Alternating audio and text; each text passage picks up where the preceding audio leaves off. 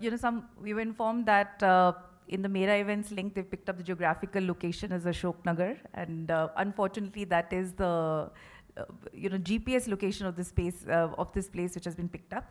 A warm welcome to you, and it's entrepreneurship is not very well understood as a concept, and all of you that have come and those who are on the way, I'm sure are the ones who are believers of this.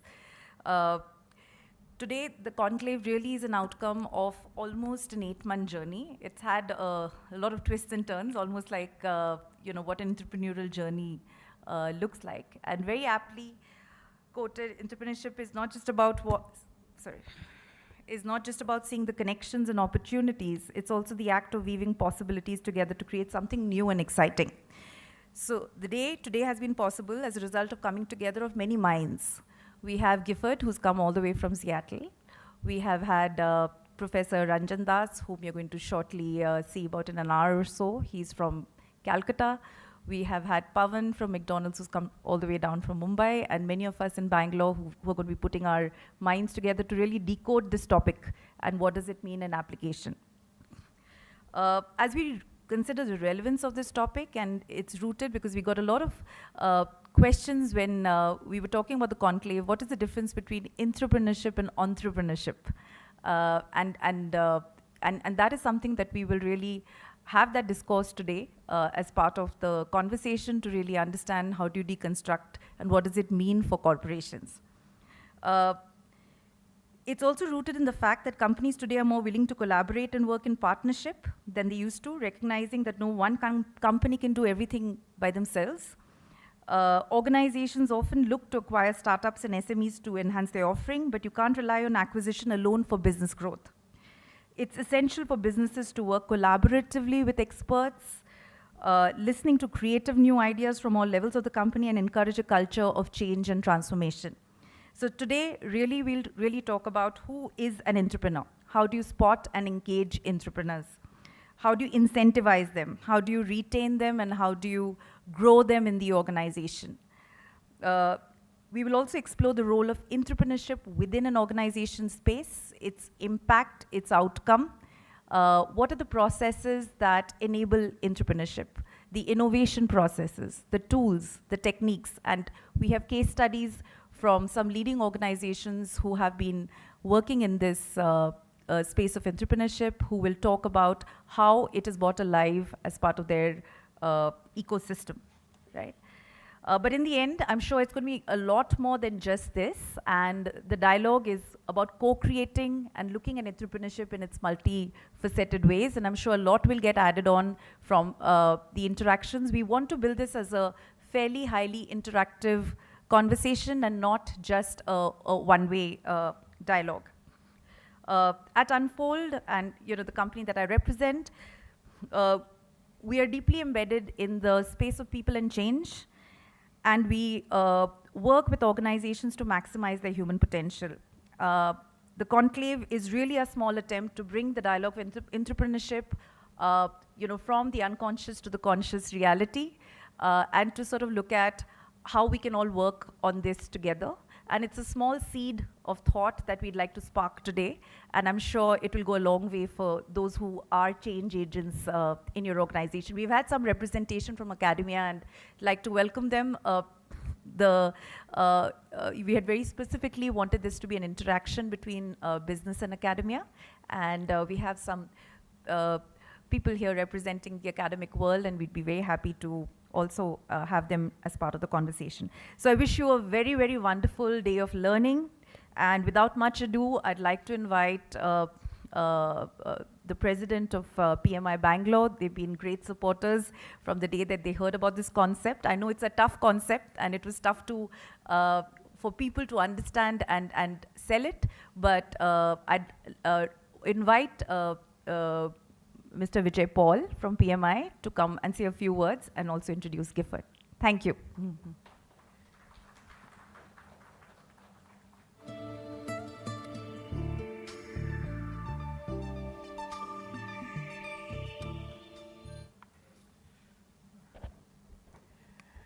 Good morning.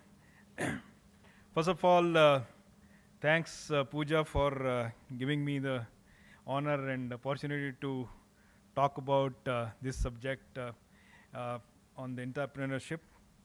I think we have been working, transitioning as an Indians, and the way our professional environment has been. Everywhere we have been trying to talk about moving from solution space to problem space. I think Bangalore environment, which is largely driven by the service and IT services and things like that, I think one of the major mindset change which we are always looking at is how do we move from solution space to actually identifying the problem space. I think that's where, because of we have been dealing with a lot of project managers and stuff, so therefore we see that entrepreneurship is one area where probably it's very apt for us to really drive understanding the while we are into the environment, we have got startups and product thinking and design thinking all coming in place. So it's a great opportunity for us to really learn. And from a PMI Bangalore India chapter, I think we are very privileged to have associated with this particular event. And I'm quite sure everybody will have a lot of takeaways from this point onwards. I'm also very happy to introduce Mr. Gifford Pinchot, who is our keynote speaker. And primarily, I think when we are thinking about setting up this whole conclave, there was a certain idea of how do we build the concept behind this particular interaction. And we have a person amongst us who has actually introduced the term intraprenuership and has been given the credit for it in the dictionary. He's the chairman of Pinchot and Company, an online company specializing in innovation and entrepreneurship, an acclaimed author and who has dedicated his life to mentoring and revolutionizing the business world. Ladies and gentlemen, please help me welcome our keynote speaker, all the way from Seattle, Mr. Gifford Pinchot. Before he started, he just had an anecdote with me on the side, and it was very interesting. He visited Bangalore in 1974 when we were kind of maybe students somewhere. And interestingly, he said that at that time he thought that what is the USP of Bangalore? And he said Bangalore has mathematicians and Bangalore has a lot of innovation minds. And that's where he thought that there could be also outsourcing opportunity in Bangalore. I think 10 years after that thought, probably Bangalore has changed. Welcome, Gifford. Thank you so much. The fourth point I want to make is I want to talk about some useful tools for two purposes. One, for building entrepreneurship within an organization if you're trying to bring entrepreneurship to your organization, and some tools if you are an entrepreneur for dealing with the fact that the organization is not totally ready for you yet. So, according to Deloitte, in the next 10 years, 50% of the S&P 500 firms will be replaced by disruption from digital. That's a pretty serious situation if half the companies are going to disappear. And yet the half-life of companies is becoming shorter and shorter. So we are in a hyper-innovation economy, and we need to figure out how to deal with that. Now you may say, well, that doesn't apply to India as much as it does to the United States. And perhaps that is very slightly true. I notice my clock is not running. Someone might want to turn that on. But I don't think it's really true, because India is moving forward at such a rate, and without tremendous amounts of innovation, the same kind of things will be happening in India. So there's some choices as to what we can do about that. The most obvious thing is denial. You can say, well, things are going to be in the future pretty much the way they are today. It didn't work for the dinosaurs, and it probably won't work for companies in this environment either. So why don't you turn to your table and just talk briefly about what are some of the disruptions that are likely in your organization. And while, would you do that? Just take a moment and say, what's going on in my organization that might lead to a disruption?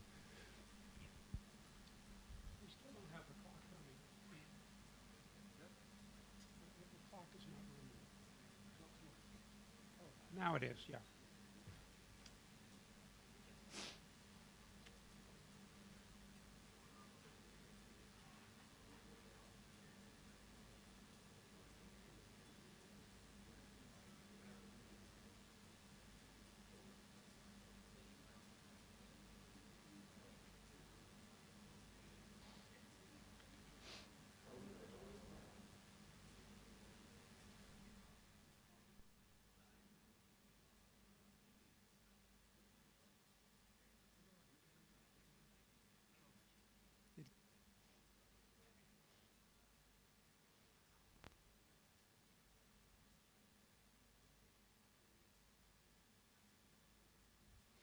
With that, I'm going to ask the next question is, as the future unrolls, is your company going to be the disruptor of your industry, or are you going to be disrupted? What do you think? Are you the disruptor? Are you being disrupted? Both. I think that's the best possible answer. I don't know how we can improve on that. Thank you. So I want to talk a little bit about what innovation is and where the challenges are in innovation. So this is a pretty straightforward definition of innovation: to create and bring into use profitable new products, services, ways of doing business, and so forth. And I think that what people who are thinking about making their organization more innovative miss is that there's one piece of that is the really difficult part, and that's the bringing into use. Ideas are like insects. Many are born, few live to maturity. There are more ideas coming up in your company in a week than you can use in the next century. And that's going to be a continuing process. If you think about it, ideas flow through our minds at a tremendous rate.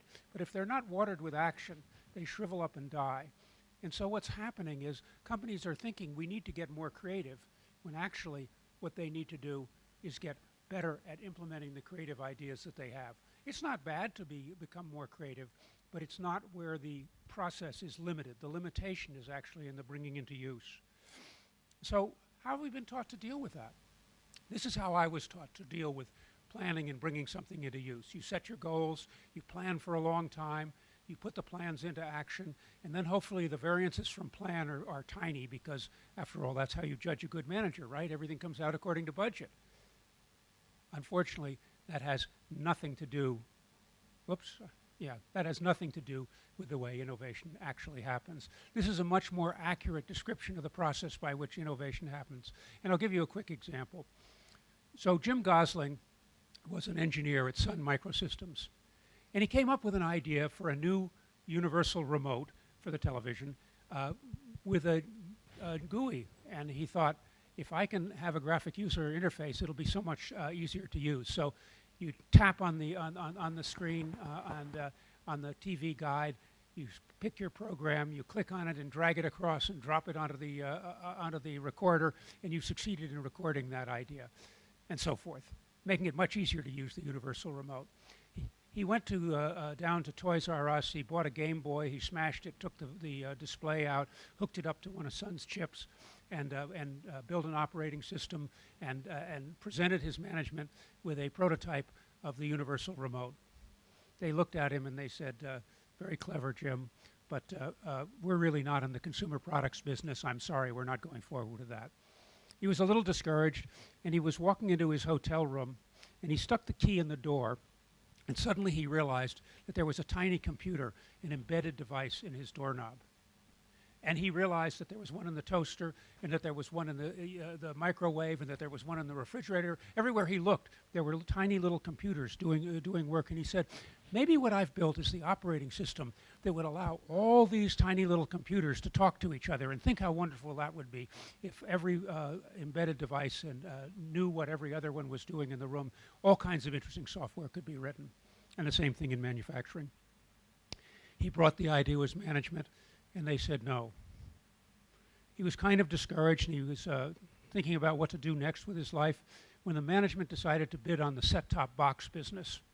And they decided that his operating system would be a useful thing, so they put him on the team along with some fancy executives in a fancy glass tower to work on the set-top box business.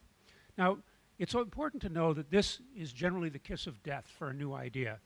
When they decide to put you in really fancy digs, the entrepreneurial spirit goes out of it, and the bureaucratic spirit moves in, and that's the end of it. This is so true.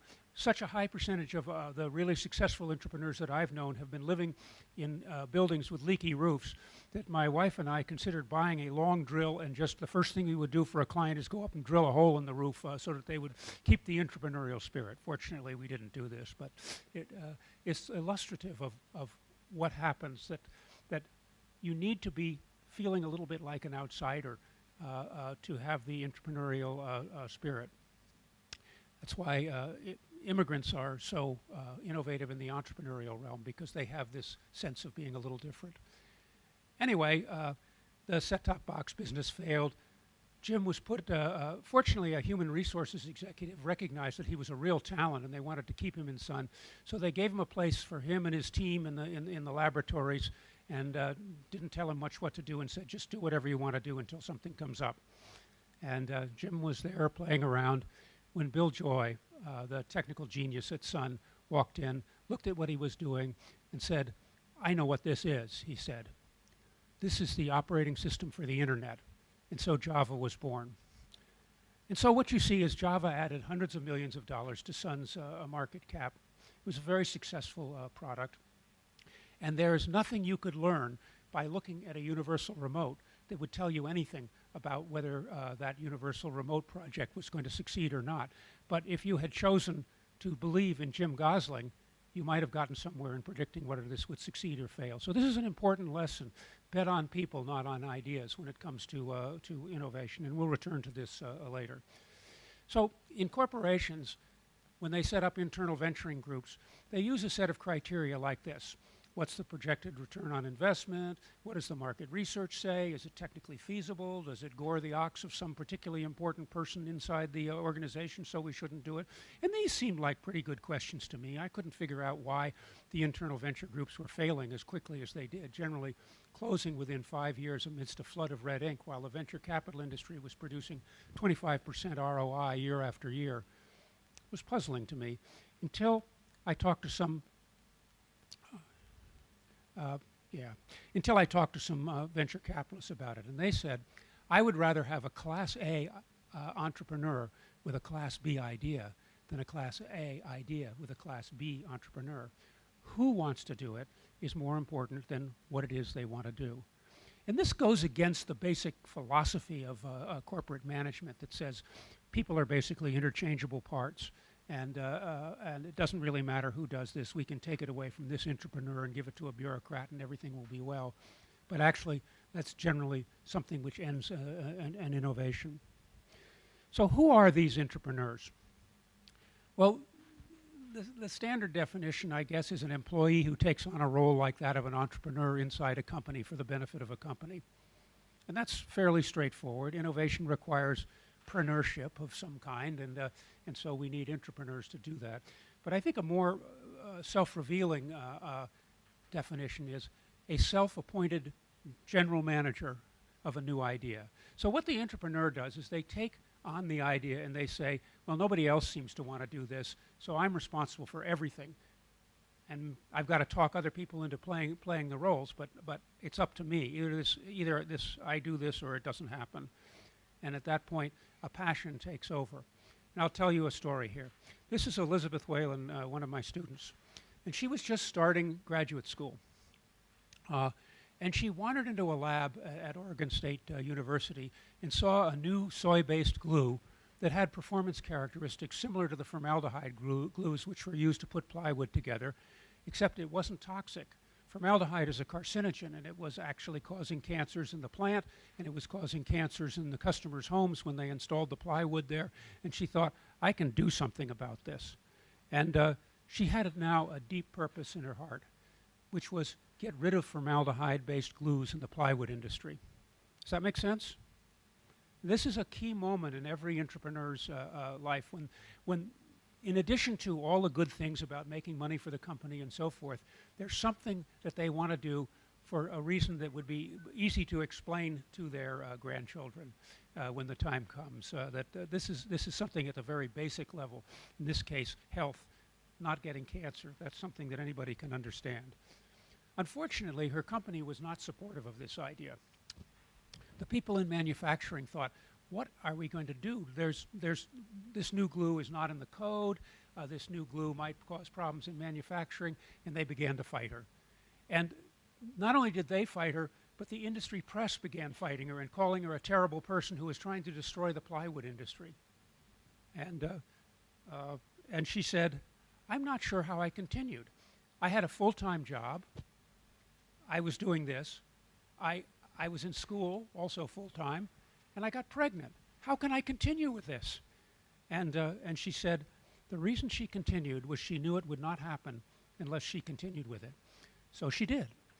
She went down to Los Angeles and she built an alliance of nonprofits, which began beating on the Environmental Protection Agency of California about the subject of formaldehyde in plywood, and got the Air Resources Board to ban formaldehyde glues in plywood. Now this caused some interesting market dynamics. First of all, hers was the only company that was able to sell plywood in California. You can imagine that might be good for the bottom line, right? And other companies had to license the glue from them eventually to keep in the California business, and it began to spread. And so that was good. But she also said this was deeply, deeply satisfying. It did something in my heart as well as my mind to know that I was doing something to keep people alive. Now, why did Elizabeth succeed? Let's look at that. One, she was curious enough to be wandering around in a lab in Oregon State University looking at what was going on. I think that's an important part, is that we have to spread ourselves out and be curious. It connected to a meaningful purpose. It took tremendous courage and persistence in the face of serious attacks by the people in the industry, telling her that she was a very bad person to be doing this. It required whole systems thinking to get outside her company and connect with resources such as the nonprofits that were part of the larger system of our country. It took tremendous collaboration across many boundaries, and I will add, it took a committed sponsor. The CEO of the company stood behind her during this process, with whom she had a relationship, and he trusted her. And so that's really how entrepreneuring happens. It's a combination of very passionate entrepreneur, an entrepreneurial team that they're working with, and sponsors in the organization who have enough power to keep the organizational immune system from killing them. You with me? Here's another entrepreneur. This is Hussein Meklai. At the time of this story, he was the general manager of the Validation Engineering Group, which is the group of people at Intel who, when a chip comes off the line, they put it in their test equipment and they test it to make sure that that chip is good and that it can be sold. And he was told by marketing that he should prepare for a doubling of the growth of that chip market, and therefore he should figure out how to speed up the processes that he was using, and he set out to do that. Then a report came out in Intel that Intel was not really very cost effective and something had to be done about it. And finance had a quick solution to that, which was to demand an 8% budget cut. So now he was facing an 8% budget cut and a doubling of output. He went to his friend who was in the finance department and was the person supervising him from finance. And his finance partner said, actually, Hussein, it's worse than that. It's not just an 8% cut in your budget. It's an 8% individually in every line item in your budget. You've lost all your freedom of operation. You have to cut your travel budget. You have to cut your rent budget. You have to cut, et cetera, your personnel budget, and so on. And Hussein's answer to this was, okay, I'll do the 8% cut if you just take away this nonsense about the colors of money, and I can spend my budget however I want. But I need to be able to be innovative, and when you're innovative, the money doesn't fall in the same pots. And his finance partner said, I can never sell that to my bosses. He said, but I've got an idea. What if we say you'll do a 16% cut and no colors of money? Maybe I could sell that. And Hussein said, deal, and in fact, finance agreed to this experiment to see what would happen. It leads you to an interesting question of what value is being added at times by the finance department. But if taking away what they are doing is worth 8% of your budget, but I leave that for the moment. So Hussein went to his people and he explained the 16% cut, and he said, we really have two choices. Either we can cut heads or we can cut expenses. And I would prefer to cut expenses so that I don't have to fire you all. How do you feel about that?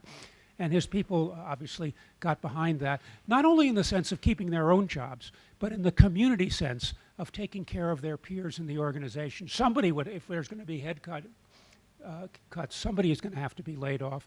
And so whether we're doing it for myself or I'm doing it for my peers, I do get this good feeling that if we can find ways to find those 16%, that would be great. He asked for ideas. He asked everybody in the organization for ideas. Nobody is out of this. We all have to look at how this can happen.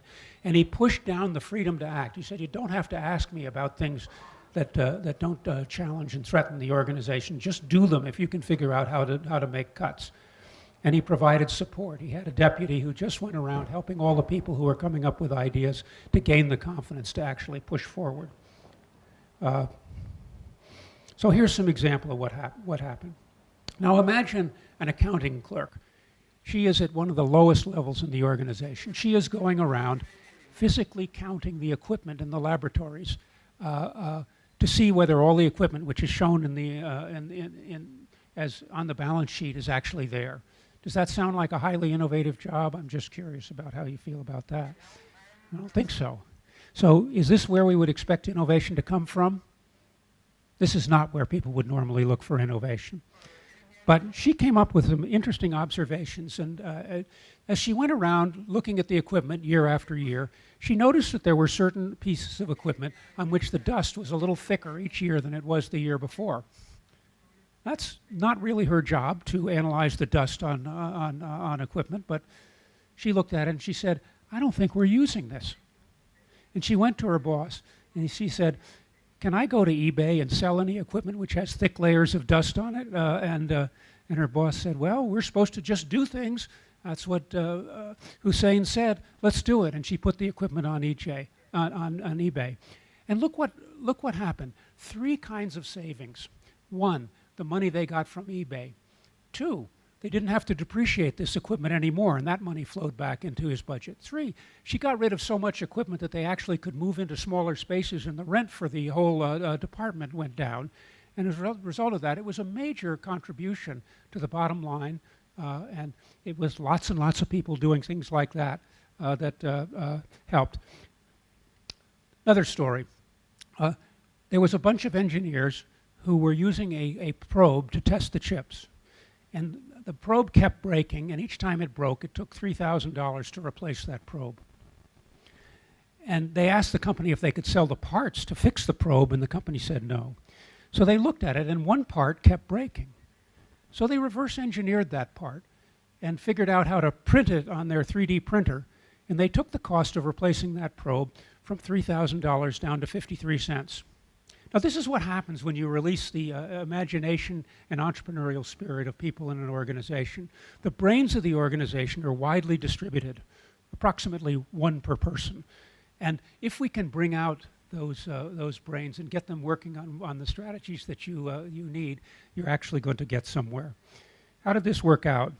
Well, the overall reduction that Hussein was able to make was 19.4% of his budget. He saved $121 million. It's just not a small thing, right? $121 million, even at Intel, is sort of noticeable in any department. And he also did this in an unusual way. Hussein himself was an entrepreneur in that he was trying something radical and new that the system was not necessarily friendly to, and he had the courage to push ahead and do it. But he did it actually by creating large numbers of entrepreneurs underneath him so that all the little people in the organization became entrepreneurs too. And the result is that the strategy that he was pursuing, in this case happened to be cost cutting, was moved forward in a way that nobody in the finance department could imagine that you could double your throughput and cut 16%. I think they did this, they agreed to this just to show Hussein how silly he was. But anyway, it does illustrate the lesson of the power of entrepreneurship. Entrepreneurship, as one of my friends said to me, is like toast. You can serve a lot of things on it. You can serve cost cutting, you can serve nonprofit, you can serve product development, you can serve strategic implementation. Whatever you want to get done, entrepreneurship is a way of getting the brains of the organization and the courage of the organization and the entrepreneurial spirit of the organization working to get done what you need to have happen. And that's why entrepreneurship is so important today. Entrepreneurs are at all levels of the organization, and they implement profitable innovations, some of them incremental, some of them truly disruptive. And that's where it comes out. And just as startups need entrepreneurs, corporations need entrepreneurs. Here's a book that made this point. I've, of course, discovered this by doing hundreds of interviews, and always, whenever I used to, in writing the book Intrapreneuring, I would just go pick out an innovation that I thought was interesting, and then I would go find the story, and it always found a passionate entrepreneur at the bottom of that story. But here's poor Dr. William Souder, who is going to find the process by which we can encourage innovation in large organizations. He studied 289 innovations in 53 different companies over a period of 10 years to find the secrets of innovation inside large organizations. He came back a very disappointed man.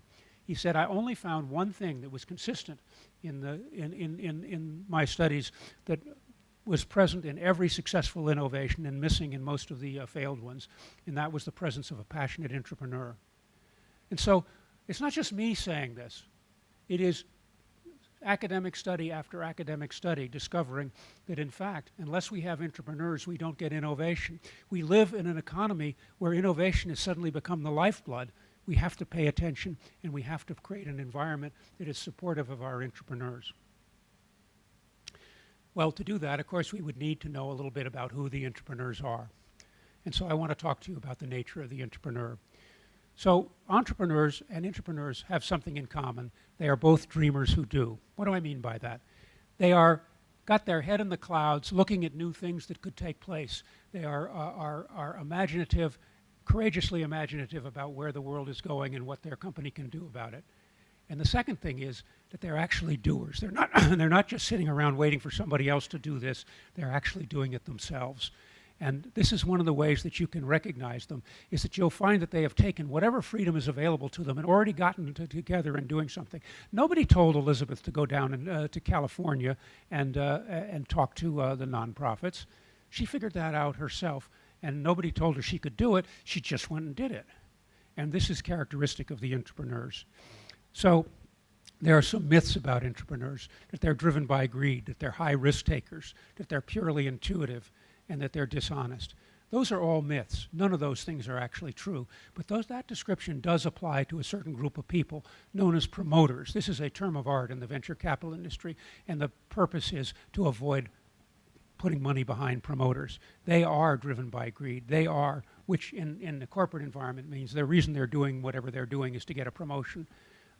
They're high risk takers. That is to say, they take a lot of risk with your money, and they figure out how to blame somebody else when things don't work out. They tend to make great intuitive leaps without doing the necessary analysis behind things, and they're dishonest. Now, learning how to avoid investing in promoters is one of the key things in innovation management. If you can distinguish between entrepreneurs and promoters, then you're really going to get somewhere, because remember, bet on ideas, not people. If you bet on a promoter, no matter how good their idea is, it's not going to happen. And I'll give you one hint. If this is now, an entrepreneur walks out into the future and they are imagining how great it's going to be when their innovation is complete. That's good. But the poor entrepreneur has to walk back into the present and begin working on the pathway. How do I get from here to there? And they think about that in great detail, and they think about the problems that are going to arise. Now, if you're talking to someone who's asking you for money to fund an innovation, and you look forward in their track and you say, I think they're going to run out of cash right about here. And you say, well, I think there's a problem here. What are you going to do about that? The promoter is going to do something quite interesting. The promoter is going to take a little move, just like a magician, and end up out here in the future telling you how great it's going to be at the end of the rainbow, and why worry about a little problem like that? In fact, with a little luck, they will so distract you that you aren't even thinking about that problem anymore. You're thinking about all the money at the end of the rainbow. The entrepreneur, quite different. They get down and they say, well, look, if you look at this problem, we thought about that, and we think if it doesn't work out the way we think, there's always this pathway around to the right. And if that doesn't work, there's a way over the top, and we can deal with this. And we've thought a lot about it. And what they're showing is that they are not just dreaming the destination, they are dreaming the pathway. And they are dreaming the pathway with a full experience of doing all the steps moving forward, which gives them some understanding of what's going on there. And so we look for this combination of a dreamer and a doer in one person. Choosing people, well, I guess I've already said bet on people, not ideas. So the facts about entrepreneurs are that they are driven by a vision and a purpose. We saw that in both Hussein and Elizabeth, that they had something that they were seeing that was giving them the energy and the force to move forward. They turn out to be moderate risk takers. Hussein did not sign up for a 8% or a 16% budget cut without making sure that the conditions under which that was going to take place were ones under which he could succeed. And so that caution is part of it. There's willingness to take on a big challenge, but then doing everything you can to reduce the risk inherent in it. That management of risk is a very important thing to look for in your entrepreneurs. They're thinking about it. They are both intuitive and analytic. And although they appear to be dishonest to the bureaucrats because they bend the rules, they are in fact honest rule breakers who are telling the truth.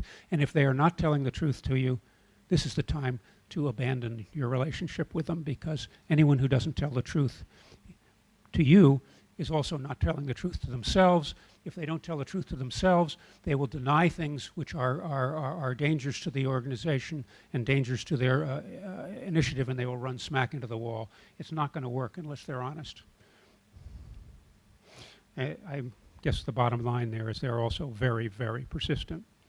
So trusting the right entrepreneurs is the key to innovation. People think that it is an issue of finding the right process. It's actually based on a relationship between the sponsors and the entrepreneurs, a relationship of two-way trust. And you have to ask yourself, how does that take place in your organization? Here's another entrepreneur, Darcy Winslow, an exercise physiologist at Nike. And Nike was only doing research on men's shoes. And this bothered her because she was a very serious athlete herself. And she knew that women's bodies are different than men's bodies, and the kind of shoes they need are different than the kind of shoes men make, but no research was being done on that. The Nike R&D facility had a design strategy for women's shoes, which was shrink them and pink them. In other words, take men's shoes, change the color, and make them a little smaller, and those are women's shoes. And that turns out not to be the right way to do it. So Darcy kept working on that, and she was ignored for year after year. And so what did she do about that? This is interesting. She kept doing her job really well so that she kept her social capital inside the organization high. Everybody knew that she was a real achiever and got things done. And she kept pushing her idea, even though it wasn't happening. And she built a relationship with a sponsor who believed in her and believed in her idea, but didn't have the power yet to pull it off, until there was a reorganization in Nike. And he was in the meetings in which the reorganization was planned. And he said, why don't we have a women's shoe division? And he got the women's shoe division, and he put Darcy in charge of it. So what happened? 1 year later, after Darcy was put in charge of the women's shoe division, women's shoes were outselling men's shoes. This is the kind of thing that happens. The entrepreneurs are spotting something which is so important to the organization. They have the persistence, they have the courage, they don't give up. And eventually, they make it happen, and it turns out it was a complete no-brainer. Of course you want a women's shoe division. What are you thinking about? Half of the human race is women. They buy things. We should be thinking about them. That only makes sense, right? But it took an entrepreneur actually to get this idea through to Nike, in the sense not only of having advertisements which were focused on women, but having shoes which were made for women. Entrepreneurs are a great asset. They transform ideas into profitable realities at lower cost and higher speed than any other way of getting there. In fact, it's almost impossible to get there for a truly disruptive idea without them. So here's another example of entrepreneurship. So Chi Pak is the head of sustainability for T-Mobile, and he's watching people throw perfectly good cell phones into the wastebasket where they go to China and get taken apart for parts. And he said, this is a tremendous waste. And as a sustainability manager, I'm opposed to waste in all its forms. We've got to do something about this. We need a recycling plant, a refurbishing plant, but there was no money for refurbishing plants at T-Mobile. And so this stalled, and nothing could go forward. And he had a friend, another one of my graduates, Jeff Wiggin, who was he was chief information officer of T-Mobile at the time. And he shared the problem but didn't know what to do about it until he ran into a guy who wanted to start an insurance business. Now, the other major vendors had insurance on the phone, so that if you dropped it in the toilet, why, you could get a new one, right? And this was a good business, but it just didn't pencil out. they looked, every time they ran the numbers, they were losing money on the insurance business. What were they going to do? Well, Jeff realized that you could take those phones that were being thrown away, refurbish them, and use them to settle your insurance claims, and suddenly the business made sense. The next thing you know, skipped ahead here. The next thing you know, the insurance business was doing $1 billion. So that was a good thing, right? An extra $1 billion in revenue, not a terrible thing anyway. But the story doesn't end there. Something much bigger happened because there were leftover refurbished phones. What are we going to do with these extra refurbished phones that we don't need for the insurance business? And what T-Mobile figured out to do about that was to sell phone service and the instrument separately. And you could buy that with a new phone, and it costs similar amounts to other phone vendors. But if you bought it with this new service with a refurbished phone, it was way cheaper than AT&T or Verizon or any of the other carriers. And the result of that was really quite stunning. T-Mobile had been losing 500,000 customers a quarter, and it went from that to gaining, with this new plan, 2.3 million customers a quarter. It went from going out of business to a force to be reckoned with in the cell phone business. So essentially, intrapreneuring in this case rescued T-Mobile from going out of business. This is an example of how you have to keep disrupting in order to stay in business. And it's also an example of how the fact that your entrepreneurs have deeper purposes. In this case, it was the shared purpose of the CIO and the Chief Sustainability Officer shared a purpose in sustainability. They wanted to make the world greener and a better place, and that drove them to take actions that they would otherwise not take. And these turned out to be very profitable because if you're an entrepreneur and you have an idea like stopping cancer, you can't get very far with that idea unless you figure out how to make it profitable, right? So it serves the company in the end anyway, because the entrepreneurs take on figuring out how to make it profitable, even though that's not necessarily where the idea starts. Okay, passion, not just money or promotions, drives things. Here's a strategy example. The company came up with a new strategy, told all the divisions to implement it.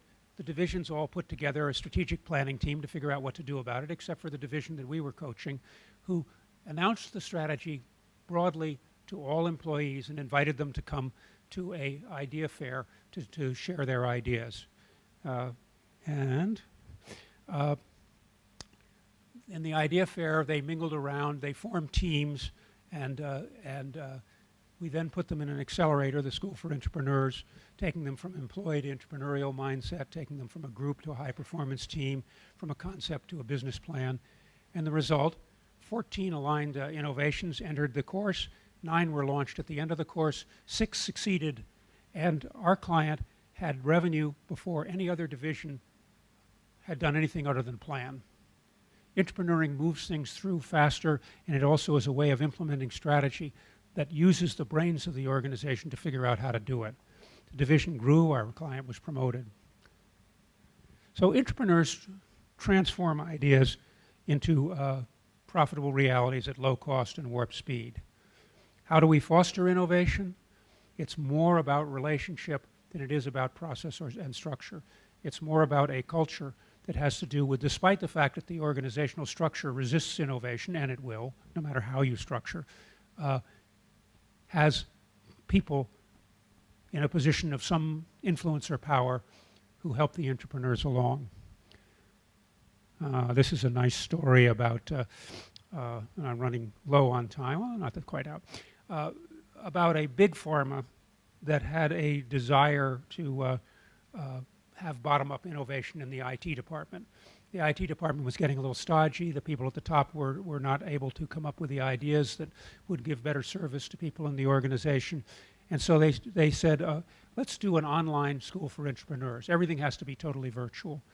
The first course, The Doorway to Innovation, was a 2.5-hour course which was given to the whole IT function, 1,100 people.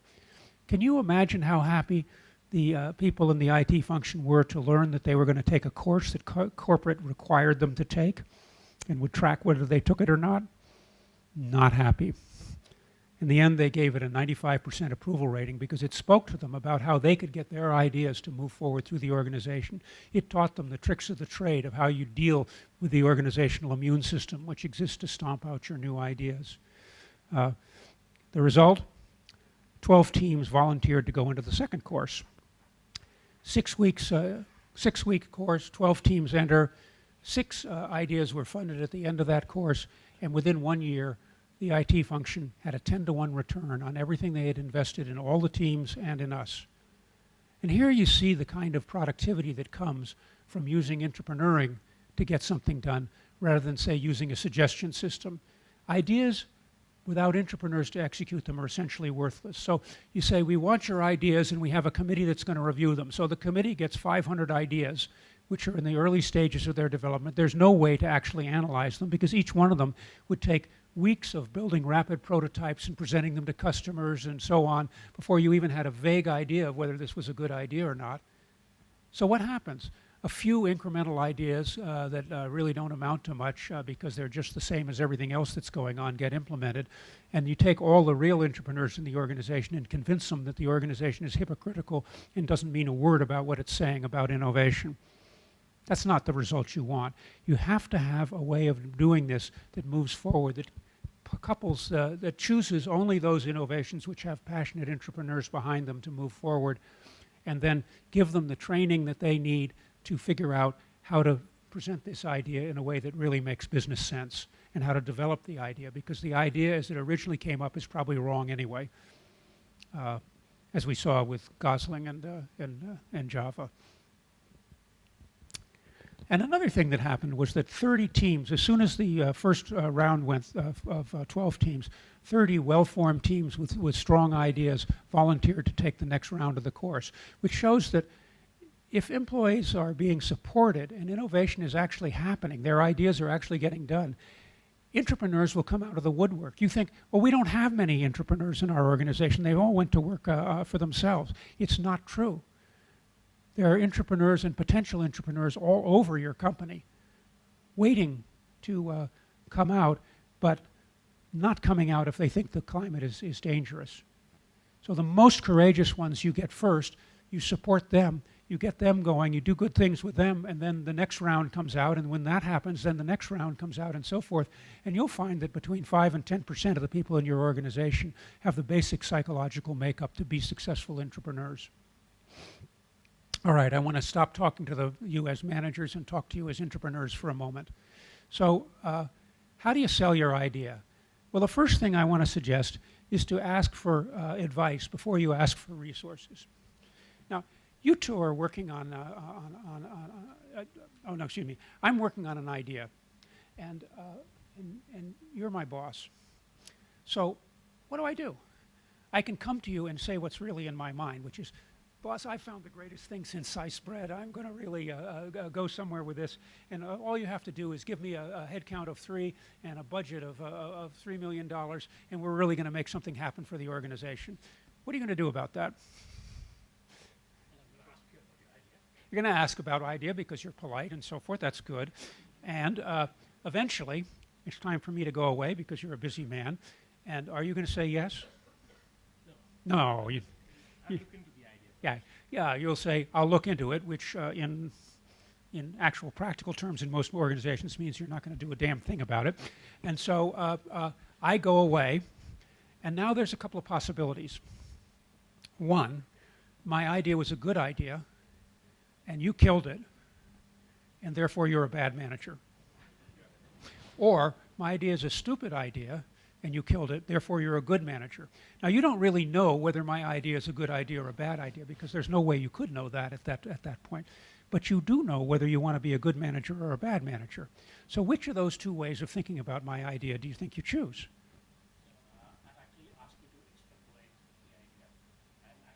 I'm going to stay with the behavior that I've given you. What happens is that as I walk away, you justify your position by believing that my idea is bad. Not necessarily. Well, you wouldn't do that, but I tell you most people do. And so what happens is that by forcing you towards a decision that you can't make, the result of that is that you end up believing my idea is bad. Now let me try a different approach. So I've got this idea, boss, and I don't really know yet whether it's a good idea or a bad idea, but I really need help from somebody in marketing to help me look at the marketplace. Can you recommend the name of someone in marketing that would be helpful for me?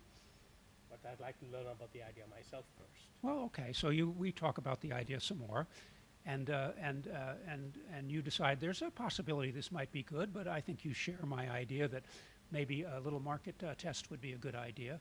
And so you give me the name of someone in marketing, because this is a process we're going through, and that's the next step, right?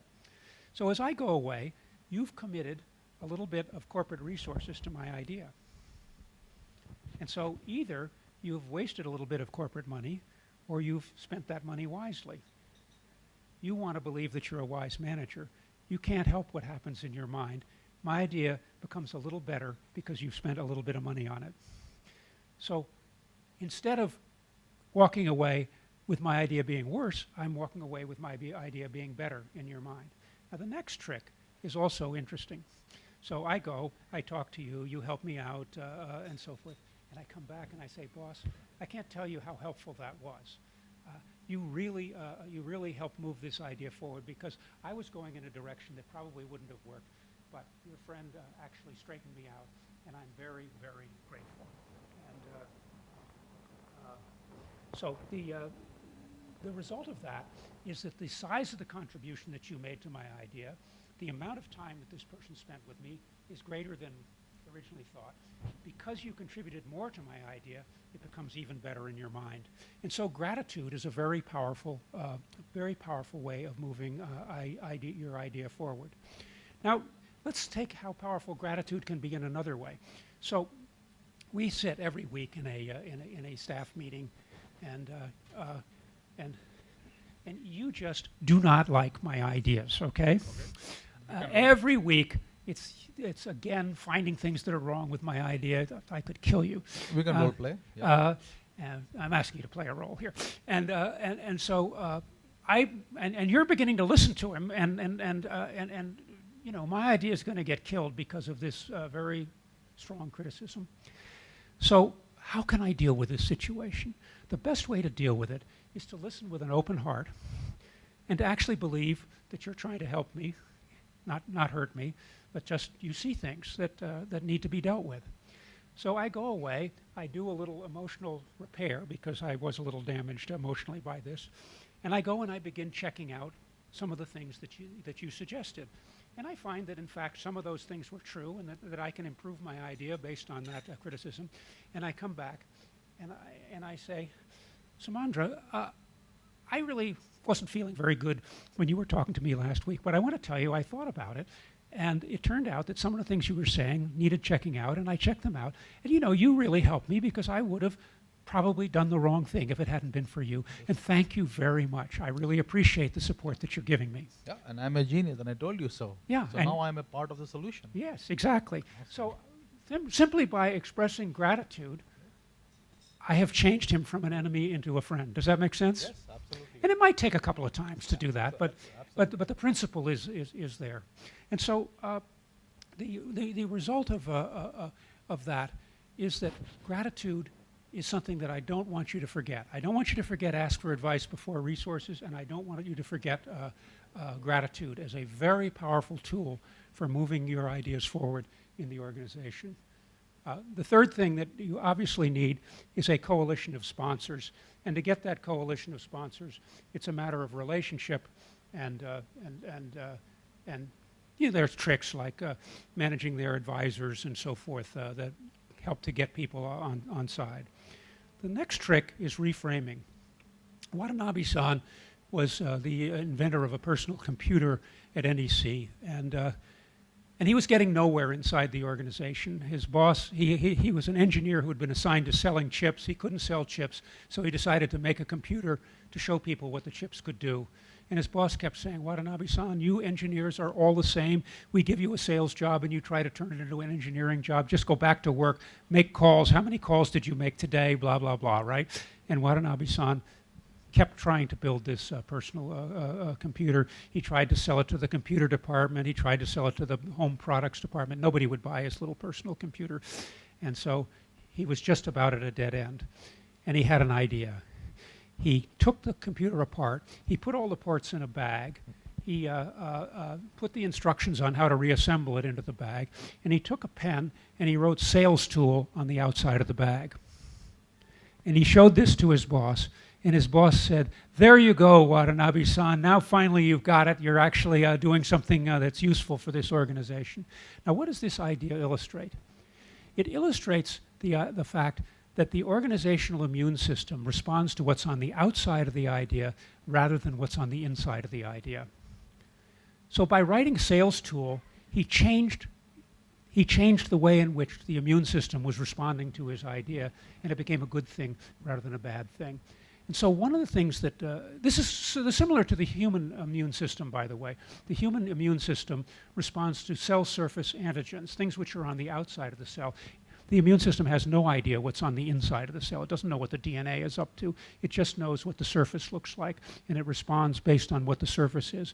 And so if you're trying to navigate the organizational immune system, names really matter. The way in which the first few things you say about your idea that tells people how to think about it really matter. They matter more than the substance of your idea. And this is very hard to take when you're passionate about something, but you have to become very good at managing the outside of your idea. And this sales tool idea just gives you one tool. When your idea is really done and you can't go forward anymore because it's just been finally definitively killed, just rename it and just press on. You can restart the clock by claiming that it's a new project and it's not the old project after all. Now, all of these tricks which I'm teaching you can only be done if your heart is in the right place. This is particularly true of the gratitude. If I express gratitude and I don't feel gratitude, it's not going to work. People are going to know that I'm lying, right? People are very good at detecting bullshit. That's the truth. And they will know. And therefore, you have to actually feel it. And this is something which you can work on. How do you feel gratitude when the system doesn't seem to be supporting you? And treat the things which are resisting you as efforts to help. And to the degree that you can do that, things will go much better. Here's a quick list of some of our clients. You can see there's many more, but you can see that we've covered the waterfront in a bunch of different industries pretty effectively. This is a slide prepared for the U.S., so I apologize for the fact that there are not more international companies on there, although there are a few. We can do things like the School for Entrepreneurs. We've done a lot of work developing high potential managers, working with senior management teams, and we do a climate audit. So those are all things that you could start thinking about in the beginning. But if you think about the entrepreneurial journey, it has 3 steps. It has understanding who the entrepreneurs are and understanding their personality, and you want that distributed widely through the organization. You want the way people talk about innovation to change to include the entrepreneurs in thinking about it. Then you need some quick financial successes in order to get the idea anchored in the organization and get it supported in the organization. And then there's the long march that comes of gradually changing the culture to be more innovative. And we have, things to help you with in all of those areas. So here's what I'm hoping, that you have heard that innovation is essential in the disruptive economy, that you have heard that it requires entrepreneurs to get it done, and maybe you've heard a little something about how we can help. And maybe you've picked up some tricks and tools along the way that can help you to sell your ideas and to build an entrepreneurial organization. The next 2 days, if you go on to Amazon, you'll find that there's a free digital copy of Intrapreneuring which you can download. This is only true for 2 days, today and tomorrow. So if you want to do that, you need to do it. If you give me a business card, I'll let you know when our new intrapreneuring.com site is coming up. And I thank you very much, and apparently I'm out of time for questions. Oh, and one last thing. If you go to Intrapreneur.com right now, you can give us your name and email address, and we will keep you posted as the new site comes up. So, and that's good on your phone as well as on your computer. And I think I probably should give up at this point. What do you think? Should we just do a quick 5-minute questions? Unfortunately, we ran late, so we have the other speaker waiting on the other side. Yes. Talk loud, because I'm deaf. Sorry? I'm a bit deaf, so I just said talk loud. I will speak loud. So my name is Gopal Krishnan. I'm doing a research on entrepreneurship. I wanted to ask you a question or a comment. Most of the really disruptive ideas in the last 3-4 years have really come from startups, not from large corporations. So why is that innovation is really not encouraged within the large corporations, although many of them are now playing in the ecosystem by having accelerators and things like that? So the reason for that, of course, is the organizational immune system is killing off the ideas inside large organizations, and in many cases those startups are run by people who were in a large corporation and have left to start to take their idea on the outside. So that's the reason. The question is what to do about it. And the answer is that we have to support management in being the sponsors of innovation, to recognize who the true entrepreneurs are and create an umbrella of protection over them. Things like the School for Entrepreneurs do that by, if the corporate blesses the school, then that kind of gives the students a passport to go around and do things without getting in trouble. But one way or another, you have to create a bubble in which the entrepreneurs can operate, and that shouldn't necessarily be one bubble. It could be a number of managers, all of whom. One of the things that we like to do is change the KPIs in an organization so that managers are rewarded if their people are innovative. Not rewarded for being innovative themselves, I mean that's probably already there, but rewarded if their people are being innovative and they're supporting their people. We have to create a culture in which the many entrepreneurs inside the organization are willing to step forward and not sitting there thinking the nail that pops up gets pounded down, which is the death of entrepreneuring.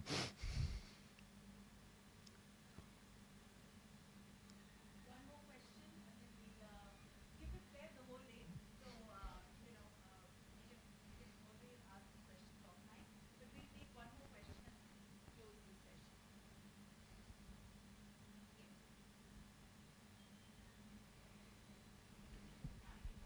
Hi, Gifford. You spoke a bit about expressing gratitude, right?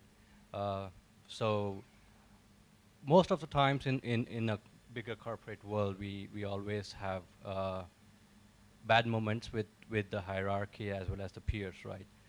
So would you suggest that expressing gratitude is always a good thing, or rubbing shoulders also happens? So that's always like a 50-50 situation. So expressing gratitude for everything, is it a good thing from corporate standards? Are you saying, is entrepreneuring good for everything? What? Expressing Gratitude. Oh, gratitude. Well, first of all, I want to be very sure that you don't want to express gratitude if it's not real. If you can't feel it, this tool is useless to you. It will only get you in trouble. The second thing is that, yes, you're going to find people who you can't convince. So you want to ask, who are some of the natural friends of your idea, or who might be interested in your idea?